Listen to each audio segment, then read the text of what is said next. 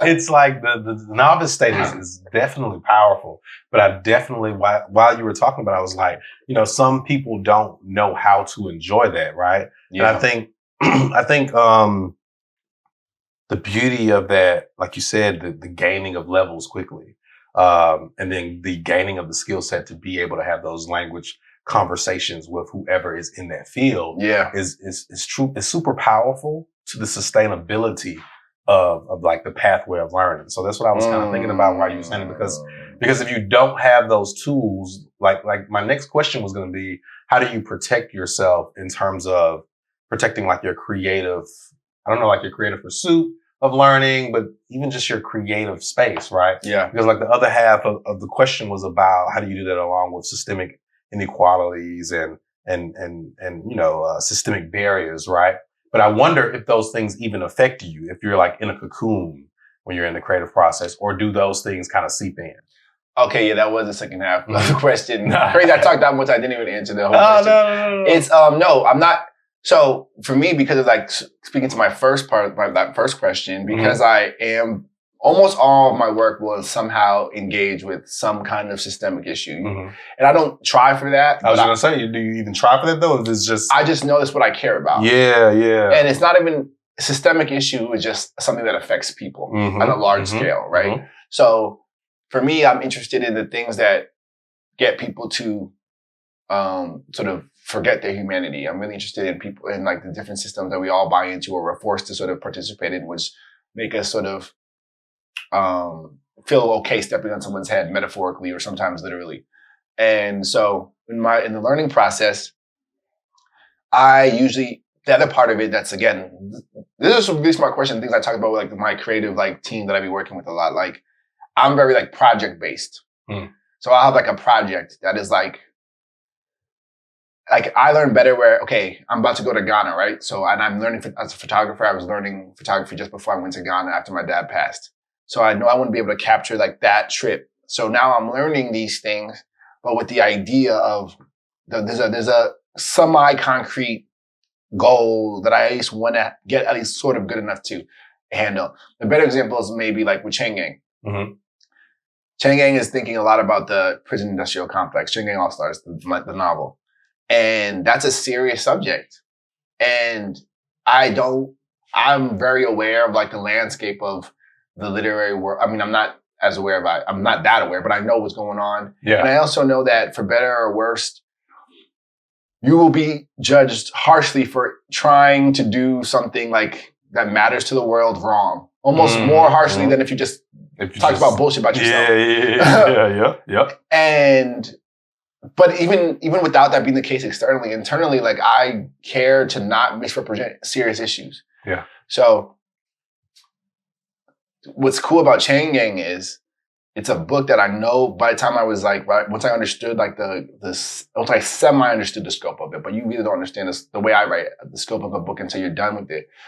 I knew that I had to feel comfortable starting a book that was going to require me to be a much better writer than I was when I started. So I have to be learning. I have to be growing. I have to be tapped in. And what does that look like? It means reading really, really high level stuff for the whole time during pandemic. And it took me like 7 years to write that book. But like, and I have to feel, first off, I have to feel comfortable waiting that long because I have to get a lot better. I have to be reading only things I think are like world shatteringly like precise. And it felt really weird. Like, it's almost like your diet has to be perfect because you're training for like a big fight. So I was going to ask, how are you sustaining that over 7 years, And I probably wasn't the whole time, but like by the time I was like in like pandemic was like training camp. You know what I'm saying? Like that was like a real training camp. It was like a 2 year, like I'm really not reading nothing that's not great. If anything, also it was hard to read in general. The world was like falling apart, but like the things that could break through the barrier had to be like, I had to really think of it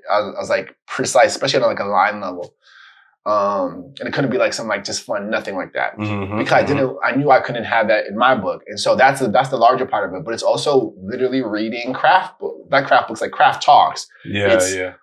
Like I would go to, once the world opened back up, I go to these things and I attend events like a student. I have my notebook out. Sometimes when I'm getting interviewed, I'm not doing it right now, but I kind of am Like I'll be taking notes in my head, like from what they're saying. I used to do it like on the stage. Word, but then I felt like it started becoming like it felt like people were viewing as performers, so I stopped. But like, cause sometimes people would like, also the question stopped getting, I had enough of the experience that I could like just internalize. Well, you could hold them, But yeah, so a book like this, my favorite thing about it is it forces me to grow, and not only as like a intellectual or something, because that's probably less important, but it made me a better person. That's a really important kind of learning too. It grew my capacity to be like compassionate, I think. Yeah. In a kind of radical ways, which I thought I had access to, but this book kind of forced me to put my money where my mouth is in some level and be like, what do you actually think this? Because once it goes out, it's out, and like there will be pushback, there will be whatever. Yeah. And so that's all to say. I'm a project-based learner, and usually the projects that I'm dealing with are at least carrying on some of about systemic issues. And how do they affect me directly though? Just the same way I'm susceptible to like sadness and depression just because the world is fucked up. Sometimes I'm like, oh wait, it'd be cool if I had insurance. But all these things, they affect me just like whatever other situation. But it's also the fact that my work is concerned with those things directly and gives me like an air of seriousness that kind of makes my like training, if you want to call it that, have like a kind of not intensity, but like a discipline around it. And I do like the idea of like training and like growing and like that feels like to me it matters. Like I like that idea of like almost like the whole writing stuff is like Jedi Knights or something. Yes.